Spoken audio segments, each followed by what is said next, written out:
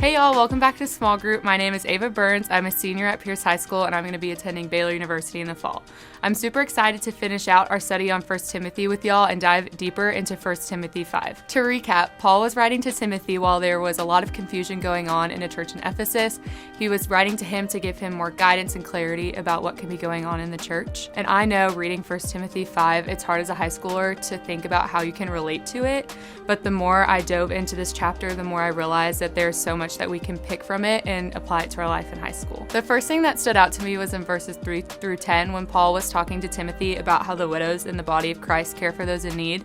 And I know as a high schooler, it's hard to take time out of your busy schedule to really set to serve others, but I want to encourage you with the fact that you can serve others in your school and in your community through just inviting them to church and showing them the love of Christ. So with your small groups, talk about how have you been able to show others that you care for them and how can you serve others before the end of the school year. The second thing that stood out to me came from verses 24 through 25. The sins of some are obvious, reaching the place of judgment ahead of them. The sins of others trail behind them. In the same way, good deeds are obvious, and even those that are not obvious cannot remain hidden forever. The main thing that stood out to me in this verse was when Paul was saying that some sins may seem more obvious. And I know as a high schooler, it's easy to look at people's more visible sins and think that yours are less than theirs and that theirs may be bigger in God's eyes. But I want to encourage you with the fact that all sins are the same to the Lord. I like to use the analogy of an Oreo, and you may look at somebody's stack of Oreos as far bigger than your own, but when the Lord looks down, the Oreos are the same no matter what. A question to talk about with your small group is, has there ever been a time where you viewed another person's sin as greater than your own? And what do you think are some examples of a respectable sin?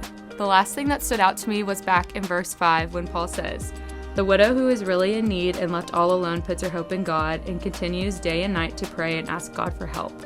The widow here seems to have everything stripped away from her, but she still continues to put her hope in the Lord and pray to Him and give her worries and struggles to Him. I know as a high schooler, it's super hard for me to not want to fix it on my own and think that I can control everything around me and that if something's going on in my life, I can fix it. And this verse really challenged me to look back on my prayer life this past year and see what I have been giving to the Lord. So for the last question to talk about with your small group is, how do you feel you have been doing in your prayer life, and what are some ways you can make it better? Thank you guys for going through 1 Timothy 5 with me. I've had so much fun getting to share with y'all, and I hope you have a great rest of your night at small group and a great week of worship. Sick 'em Bears!